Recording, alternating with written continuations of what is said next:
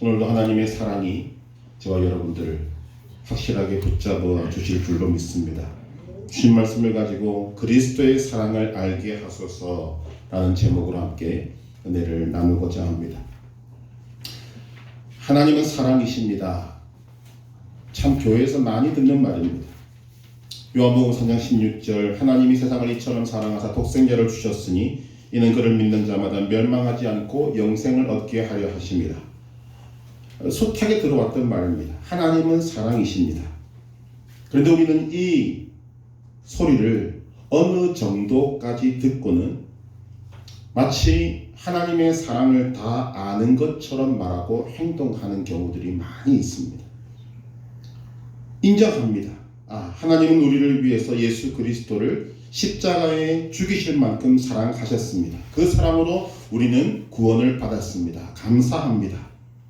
그리고는 하나님의 사랑을 더 알려고는 하지 않고 이미 알고 있고 이 정도면 내가 하나님의 사랑을 알고 있지 않느냐라는 그런 마음으로 예배드리고 말씀, 기도, 헌신, 봉사 이런 신앙생활을 하려고 합니다. 과연 하나님의 사랑을 여러분이 알고 있는 그 정도 아는 것으로 충분한가?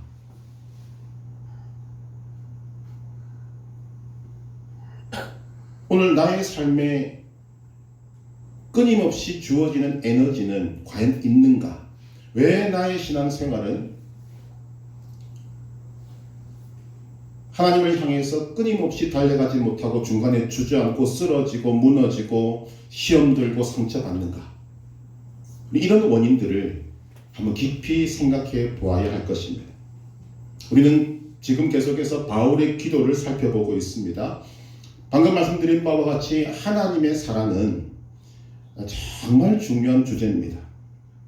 너무나도 중요한 주제입니다. 그렇다면 바울이 기도할 때 가장 먼저 하나님의 사랑을 알게 해달라 이렇게 하는 것이 맞을 것 같은데 바울은 그렇게 하지 않습니다. 하나님의 사랑을 구하는 기도를 제일 마지막에 두고 있습니다.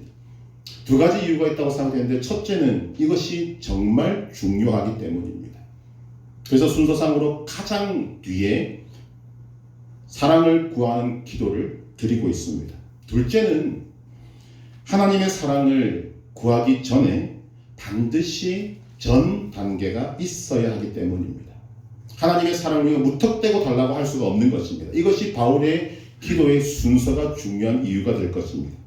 우리가 살펴본 바와 같이 바울은 먼저 속사람이 강건해져야 한다고 기도했습니다. 이유는 예수님을 모시는 일이 만만치 않기 때문입니다. 속사람이 강건해져야 예수님을 모실 수 있습니다. 속사람이 강건해지면 예수님을 모셔야 한다고 기도합니다. 왜냐하면 예수님을 믿으면 예수님께서 마음에 오시지만 많은 사람들이 예수님께서 우리의 마음의 중심, 인격의 중심에 오시는 것이 아니라 그냥 변두리에 계시기 때문입니다. 그 예수님을 우리는 마음의 중심에 모셔야 합니다. 다음으로 그리스도의 사랑을 알아야 한다고 이제 드디어 사랑에 대해서 이야기를 하고 있는 것입니다. 너희가 사랑 가운데서 뿌리가 박히고 터가 굳어져서 능히 모든 성도와 함께 지식에 넘치는 그리스도의 사랑을 알고 이것이 중요한 것입니다. 왜냐하면 왜 지금에 와서야 사랑을 이야기하는가? 속사람이 강건해져야 예수님을 영접할 수 있고 예수님이 오셔야만 우리는 사랑을 논할 수 있기 때문입니다. 이 사랑이라고 이야기할 때 우리에게 중요한 것이 무엇이냐 하면 사랑은 반드시 대상을 필요로 합니다. 아무런 사랑할 대상이 없는데 내가 사랑한다 이것은 쇼하는 것이지 진정한 사랑을 할 수 있는 것이 아닙니다. 사랑은 실제로 만나야 하는 것입니다. 사랑의 대상이 반드시 있어야만 그 사랑은 진짜라고 말할 수가 있는 것입니다. 그래서 바울이 지금 이런 단계들을 거쳐서 이제 드디어 그리스도의 사랑을 알게 하옵소서라는 기도를 드리고 있는 것입니다. 바울이 말하고 있는 그리스도의 사랑 이것이 과연 어떤 의미를 가지는 것인가? 물론 지금 이 시간에 말씀드리는 것으로 우리가 그리스도의 사랑을 다 알 수는 없습니다만 시간이 허락하는 대로 또 말씀이 우리에게 주시는 대로 좀 집중해서 또 축약해서 이 사랑을 우리가 한번 생각해 보고자 하는 것입니다. 바울이 먼저 말하고 있는 바가 무엇인가 하면 너희가 사랑 가운데서 뿌리가 박히고 터가 굳어져서라고 말합니다. 뿌리가 박히고 터가 굳어져서 우리는 이 말을 딱 들으면 두 가지 그림을 떠올릴 수 있어야 합니다. 뿌리가 박히고 라는 것은 한 그루의 나무를 생각해 볼 수 있습니다. 터가 굳어져서라고 말하는 것은 한 건물을 생각하게 합니다. 그런데 지금 바울이 표현하고 있는 내용은 최상급입니다. 즉 뿌리가 박힌 나무는 작은 변화만 있어도 뽑혀버리는 어린 나무가 아니라 뿌리가 사방으로 뻗고 땅속 깊이 박혀져서 어떤 환경의 변화에도 당당하게 서 있는 큰 아름드린 나무, 그 나무를 생각할 수 있어야 한다는 것입니다. 또한 터가 굳었다는 것은 견고하고 튼튼한 기초 위에 세워진 거대하고 높고 큰 건물을 생각해야 합니다. 바울이 사랑을 표현함에 있어서 뿌리가 박히고 터가 굳어져서 큰 아름드린 나무와 그리고 큰 건물을 말하고 있는 이유가 무엇인가? 우리는 이 두 가지 그림에서 보여지는 것은 강하다는 것입니다. 영구하게 영원히 있을 것들만 같은 그런 모습입니다. 그러나 그것으로 끝나지 않고 그 안에 생명이 있고 생기가 있고 힘이 있고 성장을 보게 되는 것입니다. 터가 견고하여 흔들리지 않는 건물, 같은 의미로 뿌리를 깊이 내려서 강풍이 불어도 흔들리지 않고 뽑히지 않은 나무, 거기다가 계속해서 성장하는 모습이 바로 그리스도인의 모습이고 그 안에 사랑이라는 것이 바로 그런 모습이다 라고 강조하고 있는 것입니다. 우리는 다시 바울이 이 기도를 누구를 대상으로 하고 있는가를 우리는 생각해야만 합니다. 불신자가 아닙니다. 하나님을 모르는 사람들이 아닙니다. 이미 그리스도인이 되어서 주 예수 그리스도를 알고 믿고 있고 성령으로 인침까지 받은 사람들입니다. 그들을 향하여서 바울은 그리스도의 사랑을 알게 하옵소서라고 기도하고 있는 것입니다. 그 의미는 우리가 지금까지 생각해 왔던 것과 동일한 것입니다. 구원의 시작, 그리고 그 구원이 시작되면서 우리에게 주는 어떤 유익, 그것만 붙들고 있지 말고 그것을 바탕으로 해서 이제 성장과 성숙을 이루어 나가야 하고 그냥 이름뿐인 그리스도인, 아니 그냥 그리스도인이 아니라 강한 그리스도인, 이것이 되게 하는 것이 하나님의 목적이자 바울의 기도의 목적이기 때문입니다. 이를 위해서 우리에게 필요한 것이 무엇인가? 바로 바울이 말하는 바와 같이 뿌리가 박히고 터가 굳어져야 하는 것입니다. 즉 사랑의 뿌리가 박히고 사랑이라는 땅의 건물이 세워져야 한다는 것입니다. 여기서 말하는 그리스도의 사랑도 사실은 최상급입니다. 여러분들은 신앙의 목표를 어디쯤 세우고 계십니까? 어떤 집사님을 보니까 참 신앙이 좋아 보인다. 내가 저 집사님처럼 신앙을 갖고 와야지. 바울이 지금 말하고 있는 그 믿음의 수준은 그런 정도가 아닙니다. 남들보다 좀 더 나은 신앙, 어제보다 좀 더 나은 신앙, 그것이 우리의 목표가 아니라고 바울은 말하고 있습니다.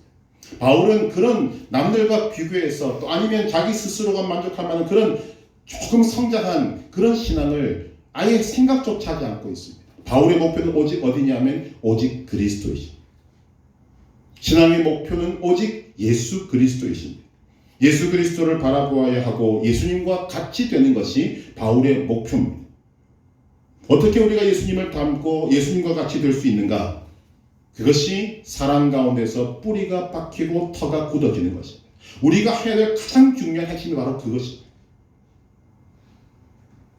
우리는 예수님께서 성전에서 비록 적은 금액이지만 자신의 생활비 전부를 드린 가난한 과부의 그 동전을 보시고 뭐라고 하시는지를 기억할 수 있습니다.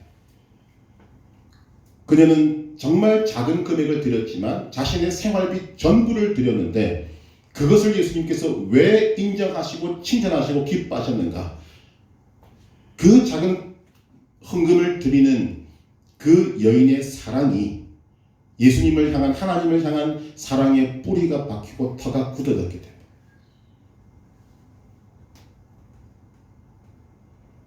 우리는 예수님께서 바리새인 시몬의 집에 초청받아 식사를 할 때 일어났던 사건을 성경을 통해서 알게 됩니다. 바리새인인 시몬은 예수님을 인정합니다. 그러나 예수님을 존중하지도 못했고 예수님을 극진하게 대접하지도 않았습니다. 그냥 어떤 이유인지는 정확히 알 수 없지만 그래도 무언가 있기 때문에 예수님을 초청했지만 예수님의 말씀이 너는 내게 발 씻을 물도 주지 않았고 극진하게 대접하지도 않았다. 그런데 어떤 일이 벌어졌습니까?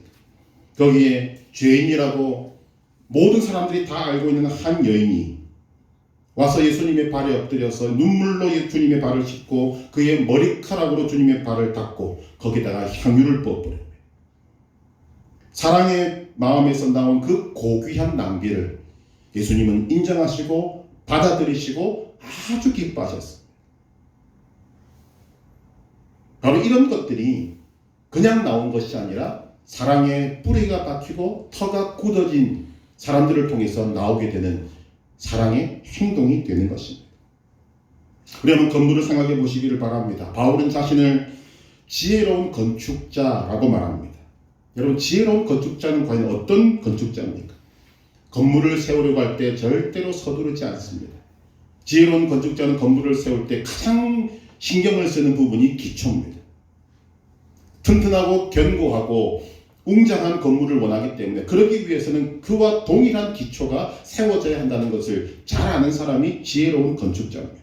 그는 시간을 충분히 들여서 기초를 튼튼하게 하고 견고하게 하고 오랜 시간을 들여서 그 기초를 다질 것입니다. 왜냐하면 거기에 높고 큰 건물을 지어야 하기 때문입니다. 그 결과가 무엇인가? 누가복음 6장 47절 48절에 이렇게 말합니다. 내게 나와 내 말을 듣고 행하는 자마다 누구와 같은 것을 너희에게 보이리라. 집을 짓되 깊이 파고 주초를 반석 위에 놓아 집을 짓는 사람과 같으니 큰 물이 나서 탕류가 그 집에 부딪히되 잘 지었기 때문에 능히 요동하지 못하는 것이라. 너희가 사랑 가운데서 뿌리가 박히고 터가 굳어져서, 여러분, 이 일이 무엇이 우리가 이 말씀에서 느껴지는가 하면 이런 사랑의 단계에 가는 것은 하루아침에 되지 않는다는 것입니다. 오랜 시간이 걸리는 것입니다. 기초를 깊이 파고 반석 위에 그 기초를 놓는 것은 시간이 아주 많이 걸립니다. 속 사람이 강건하게 되는 것도, 그리스도께서 마음에 계시게 하는 것도, 그리스도의 사랑을 아는 것도 그냥 쉽게 간단하게 빨리빨리 할 수 있는 것이 아닙니다. 오늘 우리는 이런 믿음의 원리들을 잘 알아야 합니다. 그리고 결코 중단하거나 포기하지 말아야 합니다. 이미 우리가 말씀을 통해서 살펴보았듯이 지금 바울의 모든 기도는 성장과 성숙, 결국 시간이 걸린다는 것을 그 바탕에 다 깔고 있는 것입니다. 바울은 지금 우리의 이 신앙, 사랑이, 하나님을 향한 사랑이 뿌리가 박히고 터가 굳어지기를 기도하고 있습니다. 더 나아가서 두 번째, 능히 모든 성도와 함께 라고 말합니다. 여러분, 이것은 우리에게 굉장히 큰 희망을 주는 것입니다.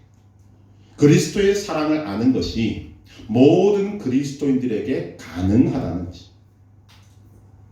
하나님의 은혜로 예수 그리스도를 알고 믿음으로 구원을 얻은 그리스도인들은 누구든지 지금 바울이 바라보고 있고 가고 싶어하고 바울이 가장 가까이 갈 수 있었던 그것보다도 훨씬 더 높은 그리스도의 사랑을 아는 단계까지 누구든지 갈 수 있다고 말하는 것입니다.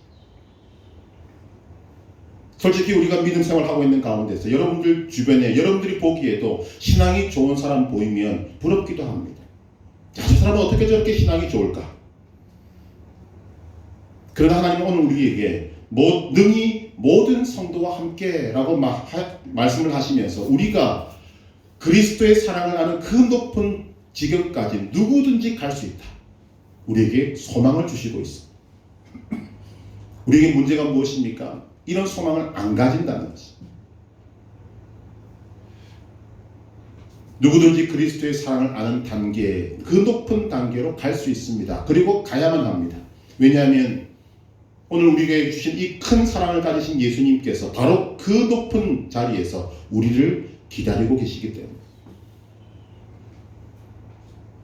세 번째, 지식에 넘치는 그리스도의 사랑을 알고 라고 말합니다. 이 표현은 아주 중요한 표현이지만 또 재미있는 표현이기도 합니다.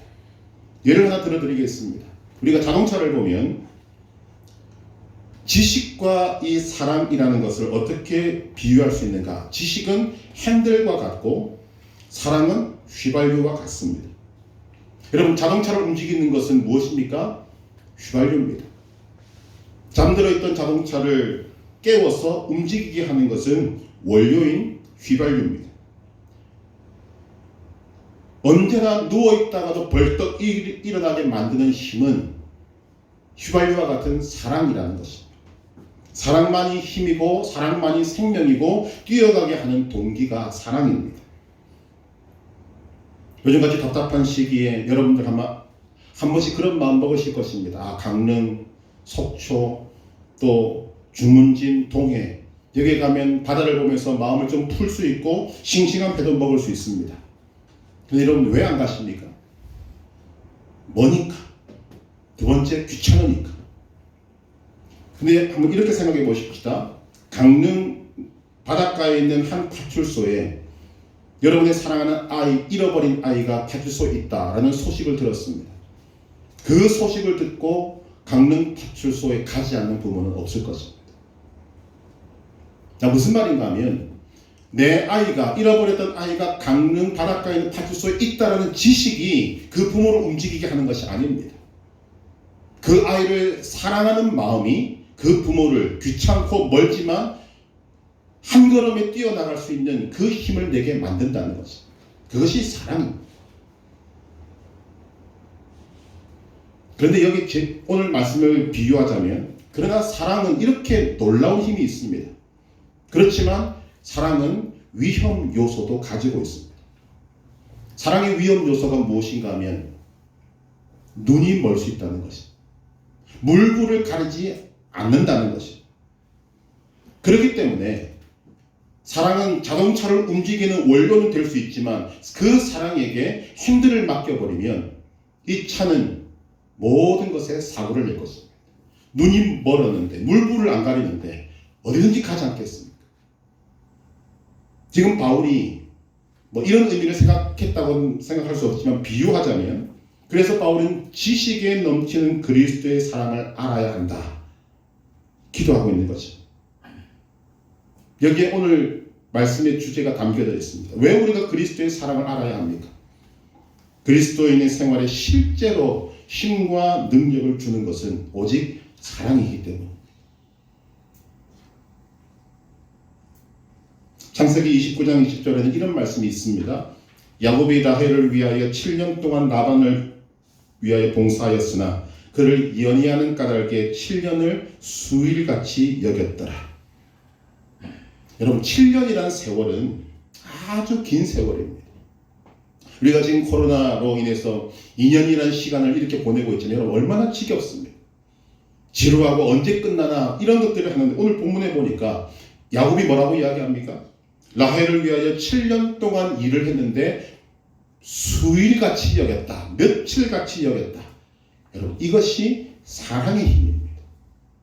오늘 여러분들의 삶에 지금 무언가 지루함이 있고 뭔가 내 삶에 활력이 느껴지지 않는 사람은 이 말씀을 한번 깊이 생각해 보셔야 됩니다.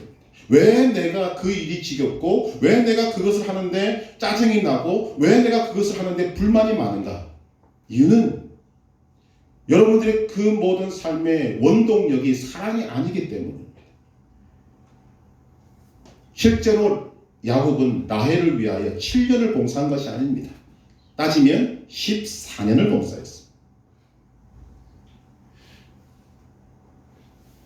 무엇인가 하면 사랑이 우리의 삶의 원동력이 될 때, 사랑이 우리의 삶의 동기가 될 때, 사랑은 모든 것을 새롭게 보게 하는 것뿐만 아니라 시간을 줄여드리는 이런 역할, 그리고 우리의 마음속에 끊임없이 감사와 기쁨을 뿜어나오게 만드는 힘과 능력을 가졌다는 것입니다. 우리는 그 사랑의 힘을 알면서도 나의 삶에 그 사랑을 가져오려고 하지 않습니다. 예수님께서 이 땅에서 삶을 살아가실 때 예수님의 삶의 원동력은 사랑이셨습니다. 예수님은 사람들을 바라보실 때마다 말씀하십니다. 그들은 목자 없는 양들과 같다. 지치고 힘들고 병들고 아프고 먹지 못한 사람들을 바라보면서 예수님은 수없이 그들을 불쌍히 여기셨다 말씀하십니다. 예수님이 보시기에 지금 눈앞에 보이는 모든 사람들은 그들은 아무리 열심히 살아도 멸망밖에 남지 않은 죄인들입니다. 그들을 바라보시면서 안타까워하시고 그들을 위하여 기꺼이 십자가를 지신 것은 사랑 외에는 그 이유를 찾을 수가 없는 것입니다. 바로 그 사랑을 위해서 지금 바울이 기도합니다. 하나님, 하나님의 백성들에게 이 그리스도의 사랑을 알게 하여 주옵소서. 하나님의 사람들은 거룩하게 살아야 한다는 말을 많이 듣습니다만, 여러분, 무엇으로 하나님의 사랑 앞에서 거룩을 원할 수 있습니까? 무엇이 여러분들을 거룩한 삶으로 끊임없이 끌고 갈 수 있습니까? 결국은 사랑이 그 원인이 되어야 합니다. 거룩한 생활을 하는 것은 하나님을 사랑하는 것에 비례합니다. 죄를 멀리하고 선을 가까이 하는 것은 하나님을 기쁘시게 하는 것입니다. 죄를 가까이해서 사랑하는 하나님의 마음을 아프게 하는 것을 하나님을 사랑하는 사람들은 결코 할 수가 없는 것입니다. 하라고 들이밀어도 할 수가 없는 것입니다. 이것이 그리스도인의 마음이어야 한다. 그래서 바울이 기도하는 것입니다. 그리스도의 사랑을 알게 하옵소서. 지금 바울이 기도하고 있는 이 내용은 그 기도의 내용 속에 바울 자신을 굉장히 많이 집어넣고 있는 것으로 보여집니다. 왜냐하면 그리스도의 사랑을 가장 잘 알고 가장 잘 나타낸 사람이 바로 바울이기 때문입니다. 사도 바울은 그가 사울이었을 때 그리스도인들을 핍박하러 다메섹까지 달려갈 정도로 열심을 냈던 사람들입니다. 그러다가 다메섹으로 가는 길 위에서 예수님을 만나고 쓰러졌습니다. 음성이 들립니다. 사울아 사울아 네가 어찌하여 나를 핍박하느냐. 주여 누구시나이까 물을 때 이런 답이 주어집니다. 나는 네가 박해하는 예수라. 이 예수님을 만나고 난 이후 바울은 그 예수를 위하여 죽을 때까지 예수님을 증거하며 살았습니다. 한번 생각해 보시길 바랍니다. 바울은 예수님의 그 어떤 면에 부딪혔는가?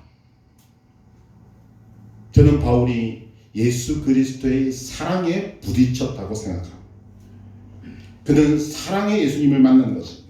나는 네가 박해하는 예수라. 이 말은 저는 이렇게 해석하고 싶습니다. 나는 네가 박해하는 예수라. 그러나 나는 너를 사랑한다.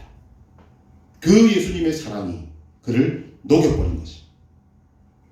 그래서 이 예수님의 사랑에 직접적으로 부딪혔던 이 바울의 삶은 그 이후에 두 가지 방향으로 나타나는데, 첫째가 무엇인가 하면 그의 내면으로 이 그리스도의 사랑을 나타내게 됩니다. 디모데전서 1장 15절에 바울은 이런 고백을 합니다. 빛보다 모든 사람이 받을 만한 이 말이여, 그리스도 예수께서 죄인을 구원하시려고 세상에 임하셨다 하였도다. 죄인 중에 내가 괴순이라. 그리스도의 사랑에 직접 부딪힌 바울이 고백하는 바가 무엇인가 하면 내부적으로 철저하게 자신의 죄를 보게 되는 것입니다. 그리스도의 사랑을 알아갈수록 자신이 어떤 존재인지를 깨닫게 됩니다. 예수님을 처음 만났을 때 그는 고백합니다. 주여 저는 죄인입니다. 세월이 흘러갑니다. 그리스도의 사랑을 조금 더 알게 되었을 때 그는 고백합니다. 내가 죄인 중에 죄인입니다. 디모데전서 1장 15절 이 말씀을 기록할 때에 그는 나이가 많이 들었고 죽음을 앞에 놓고 있습니다. 그런 그가 고백하는 것이 나는 죄인 중에 괴수입니다. 무엇이 이런 고백을 바울로 하여금 하게 하는가? 바로 예수님의 사랑이라는 것입니다. 예수님의 사랑이 얼마나 큰지 그 사랑을 알면 알수록 자신이 어떤 자리에서 그 사랑을 받았는지를 그가 더욱더 깨닫게 된 것입니다. 처음에는 예수님의 사랑이 이만한 줄 알았습니다. 그러나 사랑을 알아가니까 그 사랑이 더 커졌습니다. 사랑이 커지면 커질수록 자신이 얼마나 큰 죄인인가를 깨닫게 되는 것입니다. 그래서 그가 고백한 것이 무엇입니까? 죄가 더한 곳에 은혜가 더한다. 죄가 더한 곳에 사랑이 더한다. 예수님의 사랑에 직접 부딪힌 바울의 내면이 이렇게 바뀌었다면 그의 외부적인 삶은 또 바뀌었습니다. 그는 온갖 핍박과 모욕과 어려움 속에서도 지치지 않고 포기하지 않고 그는 생명을 다하여 복음을 전했던 것입니다. 고린도후서 11장 23절에서 27절 내가 수고를 넘치도록 하고 옥에 갇히기도 하고 더 많이 하고 매도 수 없이 맞고 여러 번 죽을 뻔하였으니 유대인들에게 40에서 하나 감한매를 5번 맞았으며 3번 태장으로 맞고 등등 죽을 고비를 그렇게 수없이 넘기고 온갖 조롱과 모욕을 다 받았습니다. 그런데 누가 그리고 무엇이 바울로 하여금 이런 삶을 살게 했는가 하는 것입니다. 지금 바울이 걸어갔던 그 예수님을 만난 이후의 삶은 누가 돈을 주고 시켜서 할 수 있는 일이 아닙니다. 누가 무엇이 바울로 하여금 정말 한 번도 뒤를 돌아보지 않고 좌우를 살펴보지도 않고 오직 앞만 보고 달려갈 수 있는 그런 전도의 삶을 살게 했는가? 바울이 밝히고 있습니다. 고린도후서 5장 14절 그리스도의 사랑이 우리를 강권하시는도다. 우리 한번 따라하십시다. 그리스도의 사랑이 우리를 강권하시는도다. 예, 그리스도의 사랑이 우리를 강권하시는도다. 지금 이것은 바울의 고백입니다. 나의 이렇게 남들이 바라볼 때 흑하고 충격을 줄 만한 이런 삶을 살 수 있었던 원인이 어디에 있는가? 그가 밝힙니다. 그리스도의 사랑이 나를 강권하시는도다. 즉 바울 자신이 하는 모든 것의 동기와 원인이 그리스도의 사랑이라고 그는 고백하고 있습니다. 그리스도의 사랑이 우리를 강권하시는도다. 그런데 그 다음 말씀이 놀랍습니다. 고린도후서 5장 14절 그리스도의 사랑이 우리를 강권하시는도다. 우리가 생각하건대 한 사람이 모든 사람을 대신하여 죽었은즉 모든 사람이 죽은 것이라. 모든 사람을 대신하여 죽은 그리스도의 사랑이 지금 바울의 속에 들어와서 그 사랑이 자신으로 하여금 그러한 일들을 하게 했다라고 말하고 있습니다. 즉 바울은 그리스도의 사랑이 그의 삶의 원동력이 되고 그리스도의 사랑이 바울 자신을 통해 지금 나타나고 있다는 것입니다. 그 결과를 고백한 것이 갈라디아서 2장 20절입니다. 내가 그리스도와 함께 십자가에 못 박혔나니 그런즉 이제는 내가 사는 것이 아니요 오직 내 안에 그리스도께서 사시는 것이라. 이제 내가 육체 가운데 사는 것은 나를 사랑하사 나를 위하여 자신을 버리신 하나님의 아들을 믿는 믿음 안에서 사는 것이라. 결국 이 사랑이 자신을 위해서 십자가를 지신 예수 그리스도의 사랑이 자신 속에 들어와서 이 바울을 순교의 자리까지 몰고 가는 것입니다. 강요가 아닙니다. 우리가 믿음 세계에 들어와 보니까 우리는 순교한 사람들을 우러러봅니다. 참 정말 대단하다. 그런데 우리는 이 순교한 사람들을 바라보면서 뭐라고 이야기하는 거 아니에요? 야, 참 그들의 믿음이 얼마나 크기에 순교까지 할 수 있었겠는가.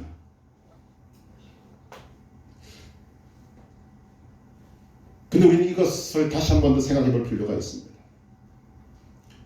순교한 사람들이 순교하기 전에 했던 말이나 그들의 삶이나 주변 사람들의 증언이나 기록을 보면 단순하게 그들이 믿음이 좋아서 순교했다라고 말하기는 참 어려운 일들이 많이 있습니다. 그들도 고통 가운데 두려워 떨었고 참 연약한 모습을 많이 보입니다. 그런데 그들은 순교의 자리까지 갔다는 거죠. 믿음이 좋아서라기보다는 그는 지금 바울이 말하고 있는 그리스도의 사랑이 깊은 단계까지 그가 들어갔다고 밖에 볼 수가 없는 것입니다. 여러분 이 세상에도 믿음이 없어도 사랑 때문에 불가사의한 일들이 많이 벌어집니다. 아이가 버스에 치이려고 할 때 그 아이를 구하려고 달려오는 버스 앞에 뛰어드는 사람이 있습니다. 어머니는 뛰어듭니다. 아이를 사랑하기 때문에 자신의 몸을 돌보지 않고 그냥 뛰어드는 것이 어머니입니다. 무엇 때문입니까? 사랑 때문입니다. 예수 그리스도의 이 사랑에 부딪힌 사람, 바울과 같이 예수님의 사랑에 직접적으로 부딪힌 사람은 그 사랑으로 말미암아 죽음까지도 넘어가게 되더라는 것입니다. 물론 우리 입장에서는 그들이 믿음으로 이기는 것 같습니다. 틀린 말은 아닐 것입니다. 그러나 내용적으로는 죽음까지도 뛰어넘는 사랑, 자신에게 부어진 그리스도의 사랑의 깊은 단계까지 들어가 보니까 그들 눈앞에 사랑의 특징이 뭐라 그랬습니까? 물불을 안 가린다는 거죠. 눈이 먼다는 거죠. 죽음도 안 보이는 것입니다.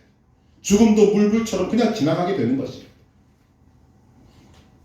손양원 목사님이 일대기를 다룬 영화의 제목이 그래서 저는 사랑의 원자탄이라고 생각됩니다. 믿음의 원자탄이라고 하지 않습니다. 사랑의 원자탄이라고 합니다. 서두에 말씀드린 바와 같이 오늘날 저를 비롯해서 많은 하나님을 믿는다는 사람들이 정말 조금밖에 알고 있지 못하는 하나님의 사랑을 가지고 자신의 삶을 그냥 영위하려고 합니다. 그러다가 부딪히는 것입니다. 고린도전서 13장은 사랑장이라고 다 알고 있습니다. 사랑은 오래 참고 사랑은 온유하며 시기하지 아니하며. 그런데 이 말씀을 달달달 외우는데 내 마음속이 왜 그렇게 불편한가? 왜냐하면 지금 바울이 말하는 이 사랑장의 모습은 사랑이 얕은 바다에서는 결코 이룰 수가 없는 내용이기 때문입니다. 사랑이 뿌리가 깊이 박히고 터가 굳어진 사람들이 할 수 있는 행동이 사랑은 오래 참고 사랑은 온유하며 사랑은 시기하지 않으며 그렇게 할 수 있는 것입니다. 그러나 우리는 그것을 외우고 있으면서 그것을 하려고 하지는 않습니다. 그 높은 단계까지 가려고 하지는 않습니다. 바울과 실라가 빌립보에서 전도하다가 부당하게 체포되었고 부당하게 채찍을 맞고 부당하게 감옥에 갇힙니다. 우리는 생각합니다. 많은 사람들이 그렇게 비판을 합니다. 아니 하나님께서 그렇게 생명을 걸고 전도한 사람도 좀 지켜주시지 왜 이렇게 억울한 일을 당하게 하시는가? 감옥 안에 들어가서 매를 맞고 있어 보니 위로해 줄 수 있는 것이 하나도 없습니다. 그런데 억울하게 매를 맞고 부당하게 갇혀있는 그들이 어떤 행동을 보이고 있는가? 사도행전 16장 25절 한밤중에 바울과 실라가 기도하고 하나님을 찬송하며 죄수들이 듣더라. 어렵고 힘든 상황 속에서 마음이 무너질 수 있는 그런 상황 속에서 어떻게 이런 일들을 이런 반응을 보일 수 있는가? 지금 바울이 고백하고 있는 것입니다. 그들의 하나님에 대한 사랑이 뿌리가 박히고 터가 굳어져 있기 때문에 그리스도의 사랑이 깊은 단계까지 가 있기 때문에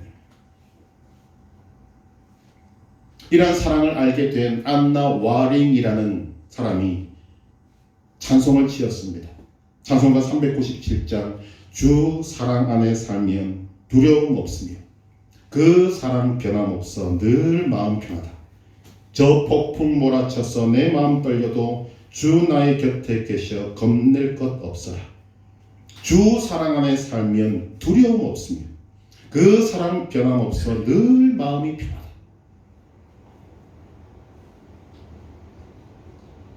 바울은 이런 내용들을 담아서 그리스도의 사랑을 알게 하옵소서라고 기도하고 있습니다.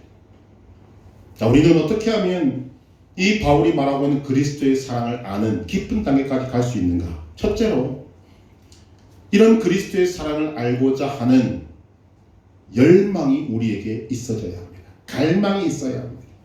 여러분 지금 저와 여러분이 알고 있는 그리스도의 사랑은 정말 극히 작은 일부분입니다. 바다가 있다면 해변에서 바다에 발을 담고 있는 정도밖에 되지 않습니다. 우리는 그것을 가지고 내가 바다를 알고 있다라고 말할 수는 없는 것입니다. 우리는 바닷속 깊이 들어가기를 갈망해야 합니다. 사랑의 깊은 세계를 갈망해야 합니다. 그리고 이것이 우리의 삶의 첫 번째 소원이어야. 바울은 예수님의 사랑을 직접 부딪혔을 때 그는 쓰러졌어. 너무나 큰 사랑을 만났기 때문에 견디지 못하고 쓰러진 것입니다. 이후에 그는 사랑으로 충만한 삶을 살았습니다. 바울뿐만이 아닙니다. 역사를 보면 이 그리스도의 사랑에 직접적으로 부딪혀서 쓰러진 사람, 실신한 사람 얼마든지 있습니다. 여러분 하나님의 사랑에 쓰러지거나 실신해져 본 적이 있으십니까? 아니 하다못해 하나님의 그 사랑 때문에 여러분 눈물을 흘려 본 적이 있으십니까? 오늘 우리에게 그런 그리스도의 사랑이 임했는데 그런 그 사랑의 그 따뜻함과 그 놀라운 세계를 여러분들이 직접 경험해 보지 못했다면 우리는 지금 하나님이 기뻐하는 모습으로 살고 있지 못하다고 밖에는 말할 수가 없을 것입니다. 오늘 우리에게 이런 갈망이 있어야 됩니다. 그리스도의 사랑을 알고 싶어하는 갈망. 덴젤 워싱턴이라는 흑인 배우가 있습니다. 아주 유명한 사람입니다. 그가 어느 대학 졸업식에서 졸업생들 앞에 놓고 연설을 합니다. 놀랍게도 이런 연설을 하더라고요. 여러분이 인생을 살아갈 때 첫 번째로 중요한 것이 무엇인가? 그것은 하나님을 여러분들의 인생의 첫 번째 두는 것입니다. 오늘 우리의 첫 번째 소원이 무엇이어야 합니까? 라고 묻는다면 저는 오늘 이 말씀을 드리고 싶습니다. 그리스도의 사랑을 알고자 하는 것, 이것이 우리의 소원의 첫 번째여야 합니다. 그리스도인이라면 그리스도의 사랑을 아는 것이 우리의 삶의 모든 삶의 첫 번째 갈망이어야 한다는 것입니다. 두 번째로 그리스도의 사랑을 구해야 합니다. 바울이 기도하는 것과 같이 우리도 기도해야 됩니다. 그리스도의 사랑을 알게 하옵소서. 누가복음 11장 13절에 예수님은 말씀하십니다. 너희가 악할지라도 좋은 것을 자식에게 줄 줄 알거든 하물며 너희 하늘 아버지께서 구하는 자에게 성령을 주시지 않겠느냐. 마태복음에서는 너희 하늘 아버지께서 구하는 자에게 좋은 것을 주시지 않겠느냐. 구하라는 것입니다. 구하면 얻는다는 것이 성경의 진리이기 때문에 바울은 구하고 있습니다. 세 번째로 성경에 나타나는 하나님의 사랑을 많이 알아야 합니다. 지식에 넘치는 그리스도의 사랑을 알고 말씀드린 바와 같이 그것이 바로 우리가 성경을 읽고 묵상하고 암송하고 공부하는 이유여야 합니다. 뭐 좋은 말씀이 없나 찾아보는 것이 아닙니다. 좋은 말씀을 암송하는 것이 끝나는 것이 아닙니다. 성경에 나타난 하나님의 사랑을 알기 위해서 성경을 읽고 성경을 묵상하고 말씀을 암송하고 그것을 깊이 공부해야 하는 것입니다. 지식적으로도 하나님의 사랑을 알아가야 합니다. 하나님의 사랑의 너비와 길이와 높이와 깊이가 어떠한 것인지를 우리가 알아야만 그 사랑을 알 수 있습니다. 마지막 네 번째로 그리스도의 사랑을 아는 만큼 우리의 삶에 나타내어야 합니다. 즉 그리스도의 사랑을 실천해야 합니다. 아는 것으로 만족해서는 안 될 것입니다. 우리는 성경에서 숱한 사랑의 행위들을 발견하게 됩니다. 오른편을 때리거든 왼편도 돌려대라. 속옷을 가지려는 자에게 겉옷도 주라. 이웃을 사랑하라. 원수를 사랑하라. 줄인 자에게 먹을 것을 주고 목마른 자에게 마시게 하고 나그네 되었을 때 영접하고 등등 많은 것들이 있습니다. 다 뭉뚱그리지만 그러나 가장 중요한 것은 하나님이 여러분들에게 붙여준 사람들을 먼저 그리스도의 사랑으로 사랑하라는 것입니다. 하나님이 여러분들에게 붙여준 것이 뭐가 있습니까? 첫째, 하나님을 사랑하는 것, 이건 우리가 중요한 것이고 가장 기본적으로 해야 될 것입니다. 그 다음 뭐지요? 여러분 자신을 그리스도의 사랑으로 사랑하셔야 합니다. 여러분 자신. 하나님의 사랑으로 사랑하셔야 됩니다. 이기적인 사랑이 아닙니다. 두 번째, 이웃을 사랑해야 됩니다. 그 이웃 중에 가장 중요한 이웃이 누구입니까? 남편이요, 아내요, 여러분들의 자녀요, 부모요. 하나님이 여러분들에게 붙여준 사람들입니다. 그 사랑을 이야기할 때, 그 사랑을 여러분의 행동으로 나타낼 때 여러분의 이기적인 사랑으로 사랑하지 마시고 하나님의 사랑으로 그들을 사랑하라는 것입니다. 하나님의 눈으로 그 사람을 보라는 것입니다. 내가 보기에는 정말 짐승만도 못한 인간처럼 보이는데 하나님께서 이 사람을 사랑하십니까? 저도 그 사랑으로 이 사람을 사랑하겠습니다. 여러분 그것이 되신다면 또 주님의 몸된 교회 안에서 성도들을 사랑하시기를 바랍니다. 여러분이 먼저 돌봐야 될 이웃은 교회가 우선입니다. 교회 안에 혹시 마음 아파하는 사람이 없는가, 힘든 사람이 없는가, 오늘 주일날 예배에 참석했는데 저 사람 얼굴이 왜 저렇게 어둡지? 내가 직접 물어볼 수는 없으니까 하나님 저 사람을 위해서 제가 기도합니다. 저 사람의 얼굴이 펴지게 하시고 저 사람의 심령 속에 평안이 깃들게 하시고 이제는 밝은 미소를 가지고 다음 주에 만날 때는 저 사람의 삶이 얼굴이 사람들에게 힘이 되고 용기가 되고 위로가 되게 하여 주옵소서. 이렇게 범위를 넓혀가는 것입니다. 오늘 우리가 이 자리에 예배드리러 나와 있습니다. 예배를 드릴 때 여러분들의 삶의 목적이 분명하셔야 합니다. 저는 이 목적을 드리고 싶습니다. 예배를 드릴 때 그리스도의 사랑에 직접 부딪히게 하여 주옵소서. 여러분, 이것은 굉장히 개인적인 것입니다. 누구도 대신해 줄 수 없습니다. 내가 아무리 사랑하는 사람이라도 나를 대신해서 그리스도의 사랑에 부딪혀 줄 수는 없는 것입니다. 내가 부딪혀야 됩니다. 그러기 위해서는 여러분들 속에 이러한 소원이, 갈망이 있어야 하는 것입니다. 믿음 생활의 목적이 그리스도의 사랑을 아는 것이 되기를 바랍니다. 무엇보다도 그리스도의 사랑을 알기를 구하는 것이 여러분들의 기도의 첫 번째 순서에 들어가기를 바랍니다. 덮어놓았던 성경을 펼치면서 이제 성경에 나타난 하나님의 사랑이 무엇인지를 여러분들의 눈으로 직접 보시고 확인하고 검증받고, 하나님의 사랑은 이런 것이구나 깨닫게 되기를 바랍니다. 그리스도의 사랑을 아는 만큼 여러분들의 삶에서 그리스도의 사랑이 나타나게 되기를 소망합니다. 우리가 이런 그리스도의 사랑을 알게 될 때 여러분 속에서부터 우러나오는 그리스도의 사랑의 향기가 여러분들의 내면에서, 여러분들의 가정에서, 여러분들의 일터에서, 교회에서, 이 나라 전체에 퍼져나가게 되기를 주님의 이름으로 축복합니다.